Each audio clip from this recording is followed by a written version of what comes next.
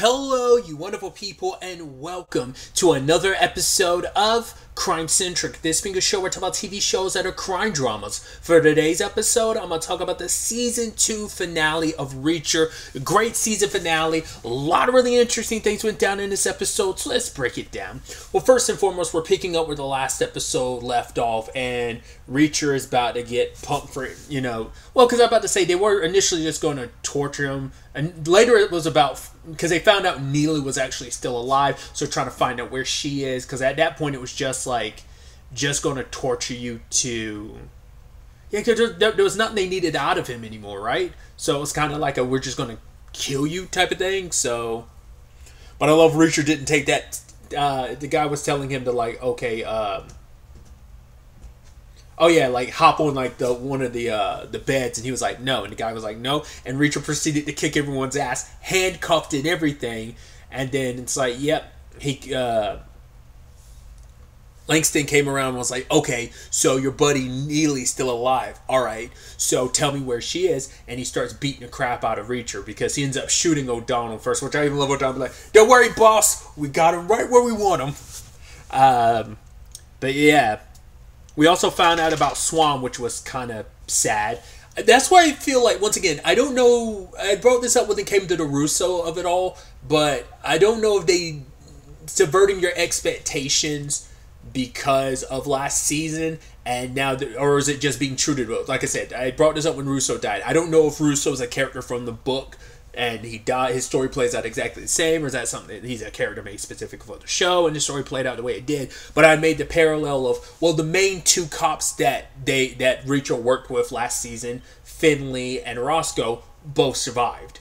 And Paul ended up being alive, even though he was gone most of the season. Like, not most, almost all of the season. I was wondering, like, oh, is Swan going to be the same way? It's like, nope, because they did a switcheroo on both cases. The cop they're working with, Russo, died, and we find out Swan's been dead for a while. The reason why all this stuff's been able to happen without Swan, it's like, it makes sense in the grand scheme of things, because regardless of it, why would Swan cooperate? He would rather die than cooperate, and he did.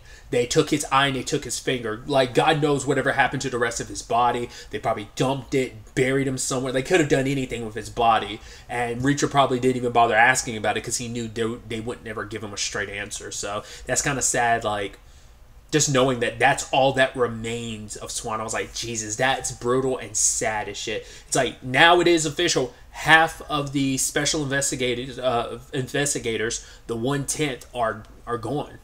Like, only half the team is left now. So that was sad as shit. It was just kind of that revelation, because, it hits the rest of the team pretty hard too, because Reacher was the one that kind of been like, nah, I'm not going to believe Swan's bad, and the rest did. So it's like, okay, they found out Swan was actually a good guy. Now they also found out he's dead. It's like, damn it, that's another person that's going.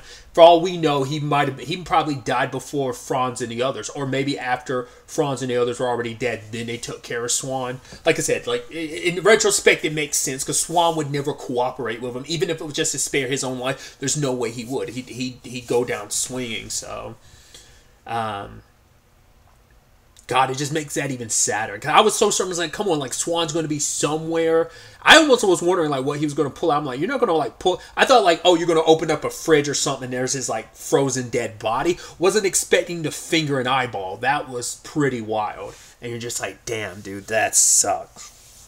So Langston makes his decision. He's going to take Dixon, and he's going to take O'Donnell, and, take them flying. And now Reacher luckily took that piece of metal from the file, and he pulled it off his shoe, and he's trying to get his handcuffs off.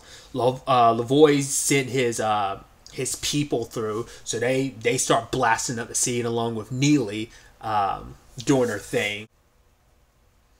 I do like that everyone basically walked away dead. And you're like, yeah. Like, everyone's taken care of. I also love that pretty sweet slide Neely did too. And I was like, oh, that's pretty dope. Where it's just like, and it seems like Maria Stein did that. I keep saying her name wrong.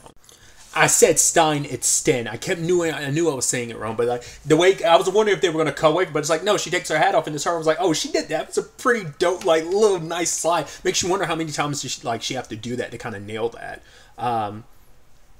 But yeah, gave him covering fire so that he could go after Langston in the chopper. I was like, all right, here we go. We're doing our thing. And they don't even know he hopped onto the helicopter. They opened up the back, and the first person they're going to try and throw out is Dixon. But here comes Reacher, and I'm like, oh, this is so good. But it's like this balancing act of like, let me go over here and beat the living shit out of Langston. Oh, crap. Dixon's about to fall out the back. Let me grab onto like the gurney she's on top of and holding her while Langston's beating on me. It's like, yeah. Oh, I was like, I cannot wait for you to get yours. And Dixon like frees herself, climbs up, stabs the guy because the guy's doing his little villain monologue. The other right-hand henchman being like, yeah, which one do you want, Reacher? Do you want me to beat you with your friend's brass knuckles? Or you could let that bitch fall and then I can end your suffering quickly and like, you know, make you toss you in after her. I was kind of hoping that Dixon would stab him or something and then grab him and toss him over, but it's like probably don't want to do that because like, well, with just, you know, you don't want to take the chance like you doing that could end up with him grabbing you and dragging you off, and the force of you pulling him off could end up like making you kind of lose your balance. It's like, you know, preemptive measures, but it also feels very poetic that right, didn't one of the other dudes get thrown out? I can't remember if he did or not. I don't think so. Did he? I don't think so. I'm about to say like only Langston got that treatment, and I love that the moment like Dixon just stands up and just there's Langston like no wait. It's like no, don't say wait. No. What about our buddies? Here you are like a bitch. You know, it's like it feels good because you're like karma's so sweet, isn't it? You know, it feels so good because it's like here you are kind of almost begging, not almost, you are begging for your life. And what was the last thing we know, the last words out of Franz's mouth being like, I can't wait for the big guy to like come after you. And he's just like, yeah. And because I was like, Reacher set it up and I was like, he's not going to get this opportunity, is he? But he does. He gets it. And he's like, hey, I know what you want. You want to know the location of the guy, you know, AM and stuff like that. He's like, no. But that's the thing. That's your assumption. And an investigation, assumptions kill, tossing her out. And he didn't just hit on the ground. Like when he fell, he hit like a tree trunk or something because he got bent a little bit. He landed on like a falling down tree or a tree trunk or something. But something besides the snow broke his fall, so you're just kind of like so good. And they like have the helicopter driver take them to where AM is making his deal, and lo and behold, they're waiting there. They kill his right hand dude.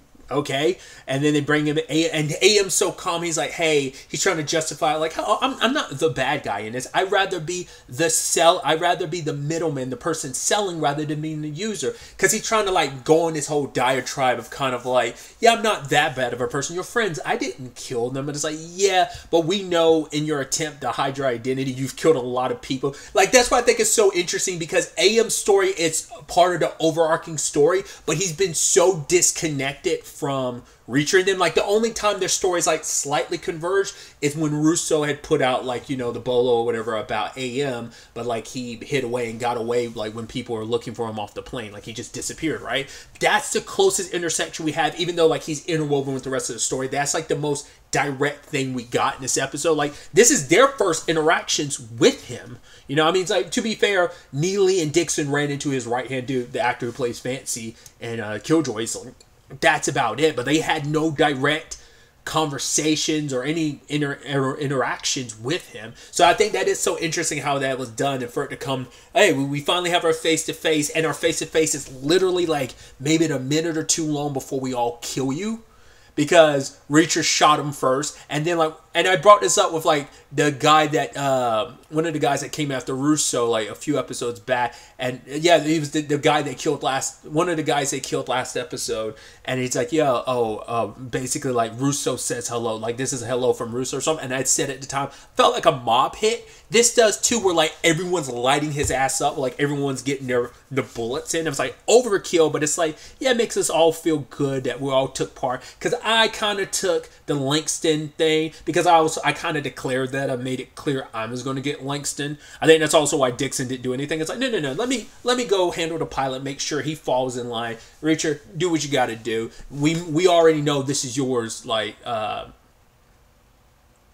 this is yours, boss, to handle. So I just thought that was really interesting. So that was taken care of. So now it's like, okay, so what about the pilot? What about the engineer? It's like, no, we'll let you go. They're like, we had no idea. It's like, for one, that pilot was most likely the pilot who was on the plane every time one of your other buddies got killed. The engineer, he's like, oh, I had no idea what was what. It's like, you knew, because everyone... Because I'm curious if that pilot was a dirty cop too. Because once again, everyone that was supposed to be on New Age's like payroll were other cops from the same precinct, so they're just as involved regardless. So I'm wondering, the engineer probably not as much. He might not have been a dirty cop. Neither was the pilot. You were still involved in all this. You still took your pay cuts. You knew what was going on. None of you like fought and resisted. So I love let them think they're getting away. It's like, okay, cool. Neely fires it and Lil Wing works. So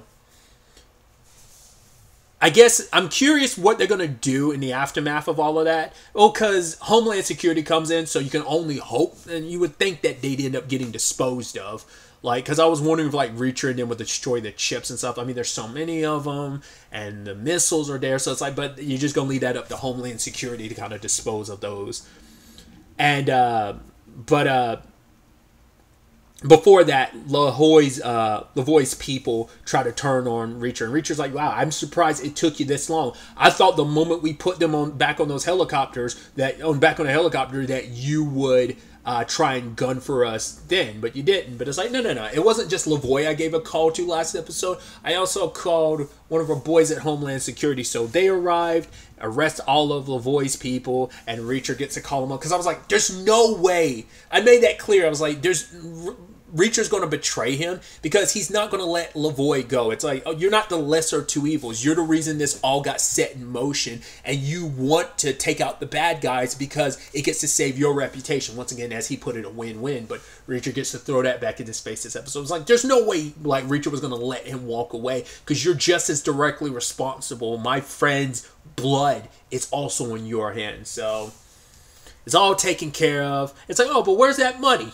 What money? It's like, oh yeah, I'd actually completely forgot the money was in the form of bearer bonds too. I completely forgot because they had made a whole point about that's how AM handles things. But either way, they immediately go to get breakfast. Everyone's getting coffee except for Neely getting her chocolate milkshake and a bowl of cereal. It was nice. So now they're trying to decide what to do with the money, and they leave it up to Reacher. It's like, you are the most non-worldly possessive guy when it comes to worldly possessions, so you care the least about money. And we see what they did. They divvied it up. They sent some to Franz's wife, Orozco's sister.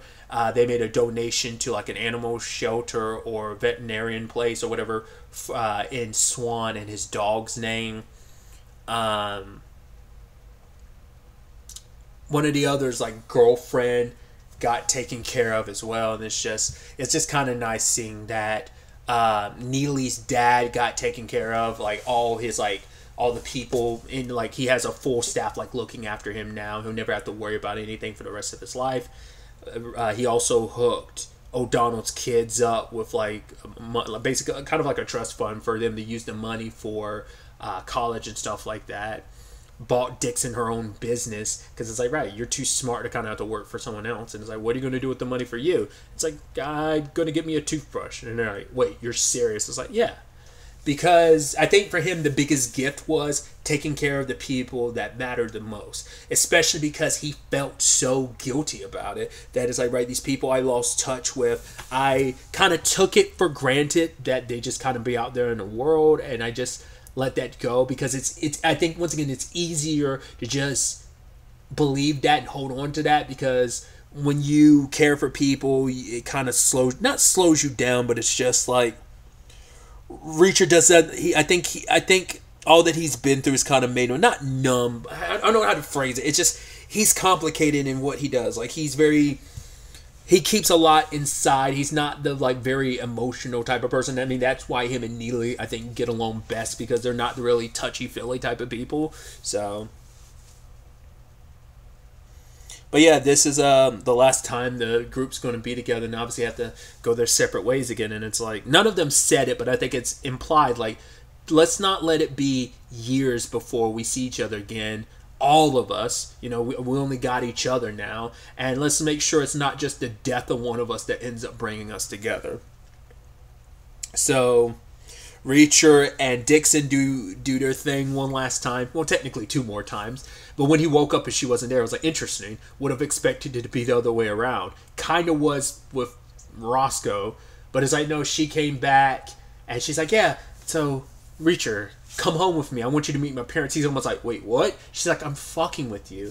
It's like this wasn't really new business. This was us kind of circling back to old business. Like, this was something that was supposed to happen years ago, and it finally did happen, but it's kind of not, it's not where the future lies for either one of us. Who knows? The future could circle up. We could circle back to this, but I think it's just, this is something that's been, like, you know, on the back burner for years, and it finally happened, so.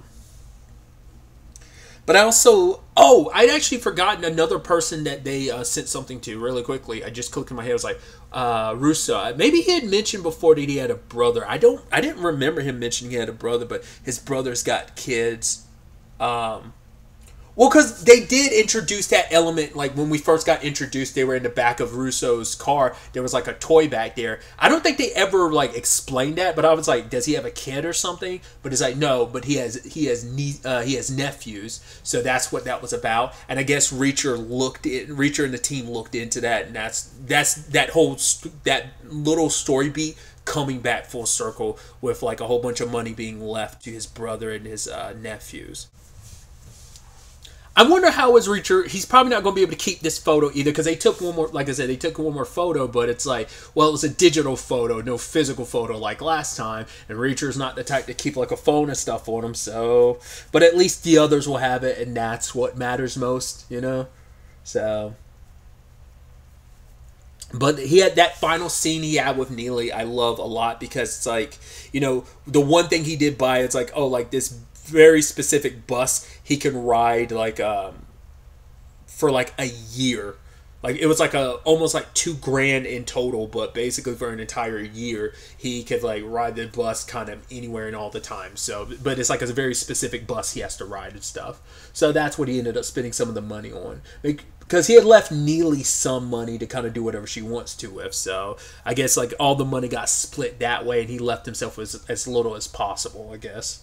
Makes sense. Once again, he kind of leaves a lot of worldly stuff behind. But I really love that scene between him and Neely where she's like, I made it seem like our arrangement, I was so perfectly fine with us not talking, you know, like, oh, because the whole bit was like her, not bit, but the whole thing between her and Reacher is, hey, we could go years without talking. I know he's always going to be there. It's like, I'd rather not, I don't want that to be our arrangement anymore. Like, do like, keep it in contact. Like, we need to, like, you know. Because it's like, you describe the special investigators as your team, your soldiers, your friends, but we're a lot more than that, aren't we? And Richard doesn't say anything, but he kind of gives her the look like, yeah, we are. And the guy on the bus was like, oh, so what were you doing here? And he was like, visiting family. I'm like, there you go, Richard. It's like, this is the thing I was hopefully he does keep up with this. Like, hopefully he does keep in touch with O'Donnell and Dixon and Neely. Definitely Neely, because I think out of anyone, we're more likely to see Neely in the future, but maybe not. I don't know. Because this is our, like, obviously she wasn't, like, in season 1 a lot. She was in it a little bit, but obviously, like, she was in this season. But we probably won't see O'Donnell and Dixon, but if we were to see anyone, it makes a lot of sense for us to get Neely, because she is a private eye, so he'll probably, like, get help from her from time to time, but I don't know. I'm curious to see what they do with that, because she's definitely the character that even if she's not in the next season or whatever, even if it's like one episode or something, I could definitely see her being a character that pops in from time to time, just with the nature of like her occupation, and also like out of anyone, she's the one closest to Reacher, and he's more likely to reach out to her have her reach out to others like Dixon and O'Donnell.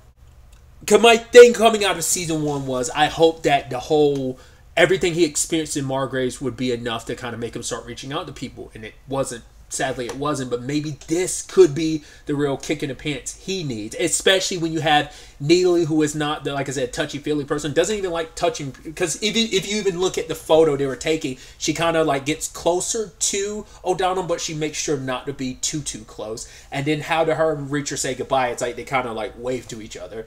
Once again, we don't really go into that, but it does seem like they've kind of like I said, sprinkled it in there of like her not liking to touch people. I don't know if that's like a germaphobe thing or what, but it's just kind of like, hey, that's Neely's thing and everyone respects it.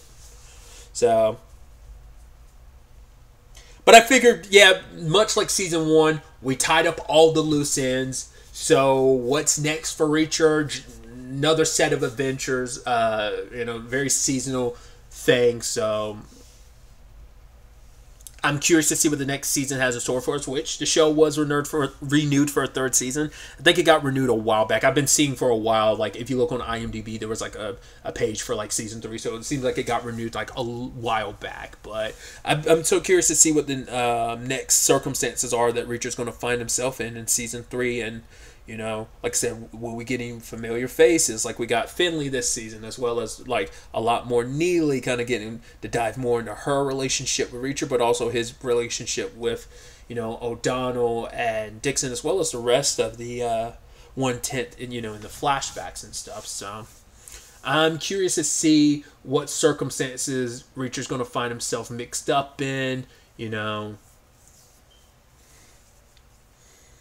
what new cast of characters he's going to get mixed up in. Is he going to get mixed up with law enforcement again? Is it going to be a Finley and Russo repeat where you start off on antagonistic terms, but then you kind of find some hopeful middle ground? So I don't know. I'm so excited to see where a season 3 is going to take us. Obviously, there are a lot of Reacher books, so there's a lot of material to pull from. I'm actually curious, are these books, like the books that the shows are adapting, like the show is adapting, are they in the order the books were actually written? So yeah, I just looked it up. Technically they are in chronological order, but the thing is, the book that season 1 was based on is called The Killing Floor, is like there's multiple books in between that and the book that this season was based on, Bad Luck and Trouble. There's like a whole bunch of books in between. So I don't know if I'd assume like every season's one book, because they specifically say based on one book. So I don't know if those other books they'll ever circle back to, or they're just kind of like, no, we're not going to, which I think is so interesting. The next season will probably take place in a book that takes place after Bad Luck and Trouble, but who knows like how many books later. It'd be like, oh, maybe we'll adapt the next book after this, or maybe we'll adapt the book that's 5 books down the line. That was so interesting to me, because most things obviously you go from like one book to one book, but I guess with the nature of what the series is, you just probably just pick and choose which stories you want to adapt and feel maybe are the best for adapting. I'm curious why skip over those other books. I mean, maybe it just comes down to I don't know. Maybe they have their particular reasons why they did that, but it doesn't really matter. No, but like my point is, there's just so much source material to pull from. So it's going to be interesting to see what story they end up pulling from. Once again, I'm saying that as someone who's never read any of the books, so it's not like I'm that familiar with the source material to really comment on, oh, they should adapt this one next. So we'll just have to wait and see what the story of next season ends up being. Like I said, what cast of characters we get, what kind of circumstance Reacher finds himself in. But really, that's all I want to talk about. So the next time we meet, be happy, be safe, live life to the fullest, and enjoy it. Good day, and goodbye.